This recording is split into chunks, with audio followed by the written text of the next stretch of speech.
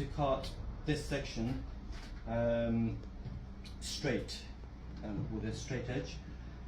We've got a level, 2 clamps, and a circular saw. Yeah, so let's do it.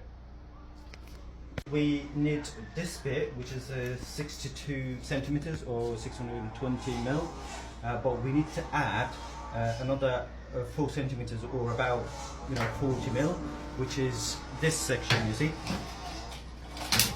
So that needs to be added to there in order to cut from that. So as you can see, okay.